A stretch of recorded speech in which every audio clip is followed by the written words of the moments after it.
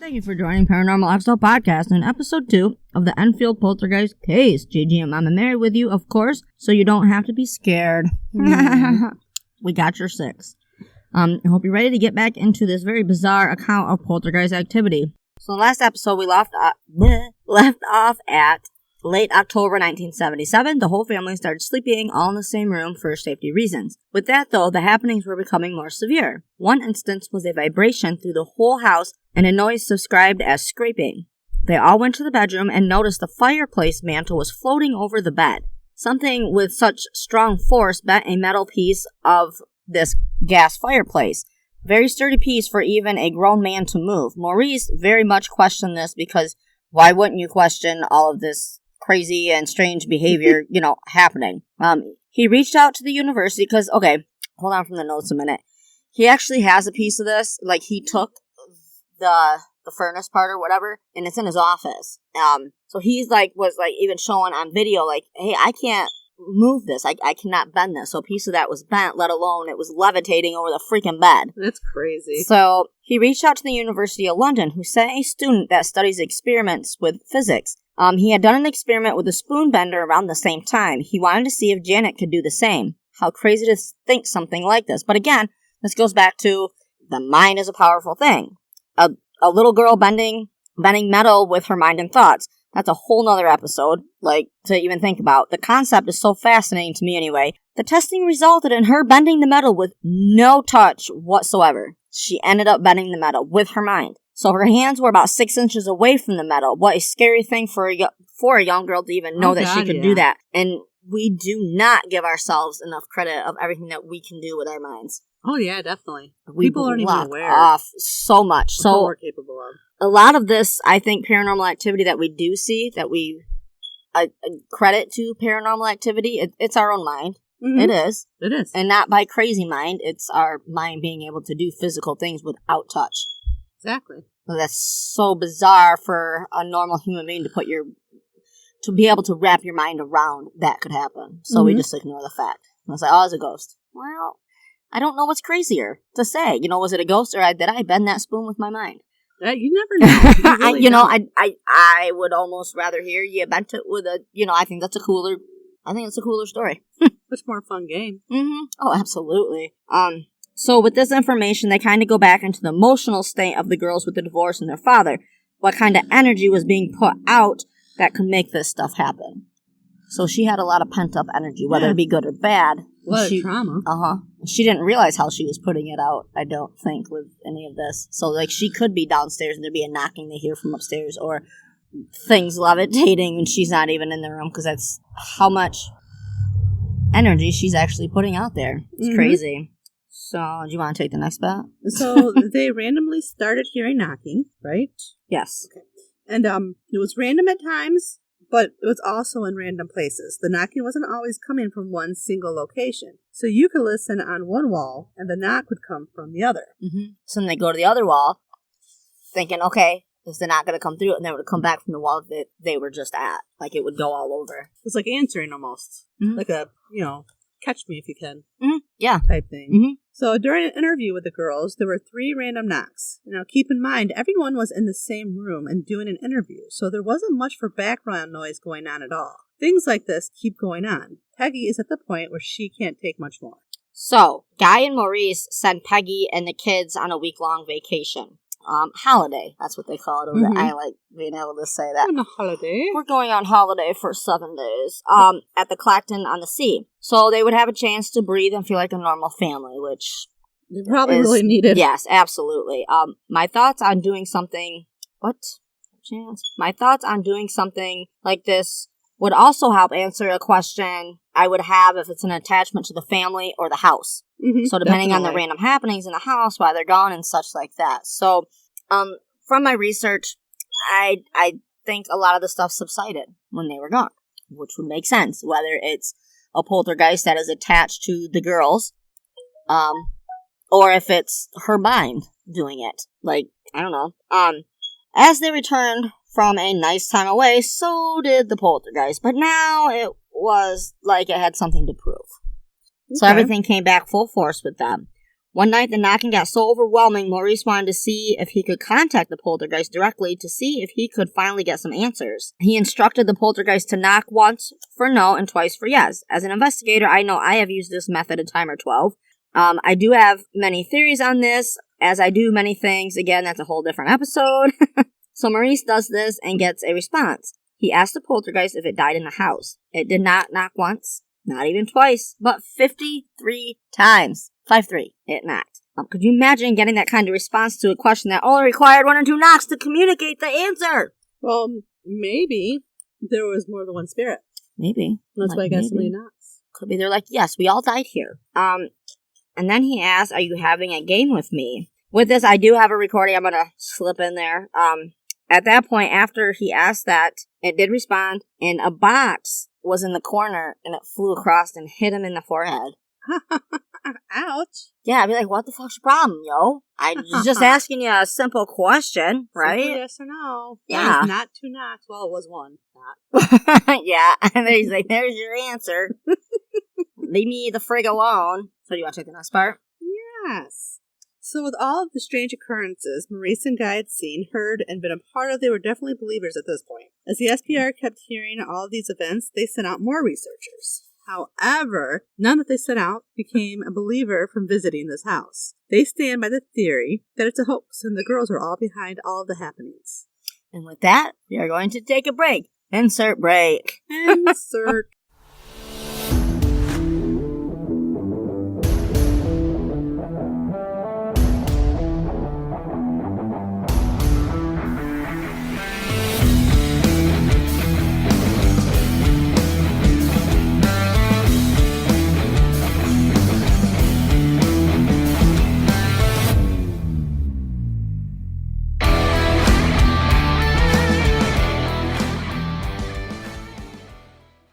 And we are back talking about Flavor Flav. Who's got the fever for the flavor? Oh my god.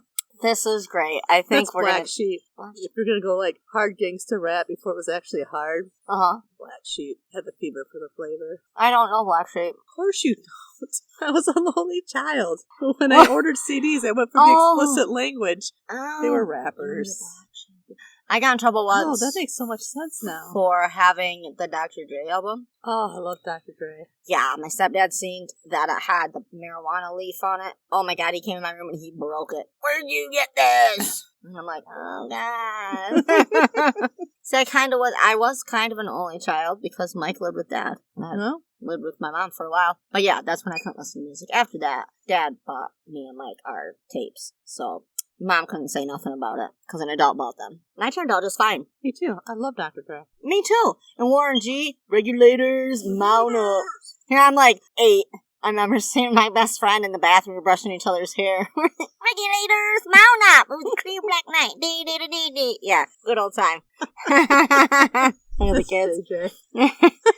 So, okay, back to business. And we're back. So let's talk this out. There are some things that happened that one or both of the girls were busted for doing. They were even caught playing a trick on Maurice by telling him the poltergeist messed with the recording machine, not knowing it was already recording, and got them saying they were going to play a trick. Maurice and Guy are well aware of how the kids are in that age bracket and stick up for the girls with the same attitude. They're like, they're kids. Why wouldn't they? And they thought it was funny that they didn't realize that it was recording, so they were like, okay, we know you did this. Being able to call them out was just as much fun for them as it was for the girls to be playing these tricks. Besides the fact they had their own experiences, where even though it was a trick, they had their own experiences. Exactly. And girls, it's not like that was their first time over there. They've been there they were going to be there for a total of 14 months, so these are almost like roommates to the girls. So yeah. Mm-hmm. Why wouldn't they play tricks on you? That's what kids do with anybody that lives in the same household. So they will admit they know the girls play tricks, but also know the difference between a trick and a paranormal happening when all parties are in the same room and they have an eye on the girls and the whole family. So like you were just saying, it goes back to the fact that they had their own experiences. Mm-hmm. Without the girls being around, whatever, or being around and being able to see them. This is all the stuff we will get into in the last episode of this case. I have some theories of my own, along with some others I would like to go over with all you guys and girls. The in-betweeners. Yes, in-betweeners. But not everything was a hoax. Or so they say. In late November, Janet started acting out of character. Her drawings were becoming very violent type of drawings. I have seen some of these drawings from doing the research. One that stuck out was one that looked like a little girl with a knife, and she had slit her own throat. Ouch. She's 11. For the most part, you hear stories about her. She was very happy. Young girls go through their own emotions, whatever, but for the most part, she was always happy as a young child and everything. She didn't go through the abuse and stuff like that. Oh, wow. Where you would normally, if you look at it from a psychological point of view, you'd think, okay, this, and this must have happened. No, those things didn't happen. But those were the types of drawings she was doing. They were violent drawings. So, she also began having violent outbursts. So there's recordings of that where you see, Maurice having to hold her, almost like she was having a seizure, but she's yelling stuff out and almost like a possession kind of, but he was trying to help keep her safe so she wasn't flipping all over the place, including yelling and screaming, and also a strength a young lady should never have, or a young girl, out of nowhere, and there was no seeming reason for any of this. Like, it would be fine, they'd be just chatting with her sister, or, with the mom too, and then all of a sudden she'd just like lose her shit. Blue. Yeah. She didn't seem to be upset beforehand or nothing, knowingly to the others to trigger something of this type of thing, where they're just like, out of nowhere she's starting to act like this.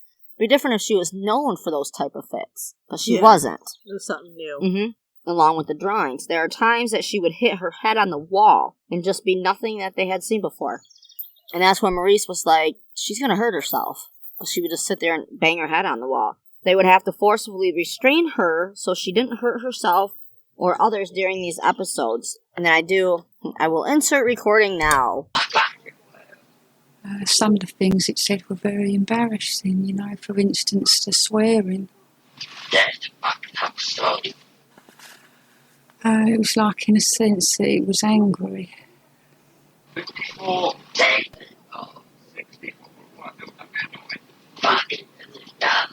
So on November 26th, a doctor came and sedated Janet with 10 milligrams of Valium to sedate her so that she would calm down.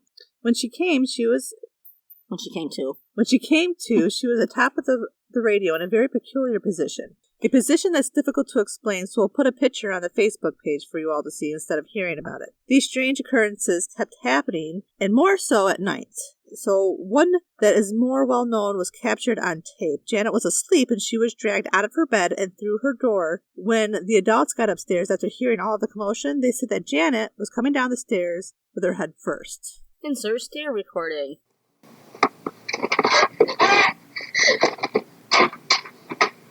Janet, where is she? I know. I've tried to get out of the room and I couldn't.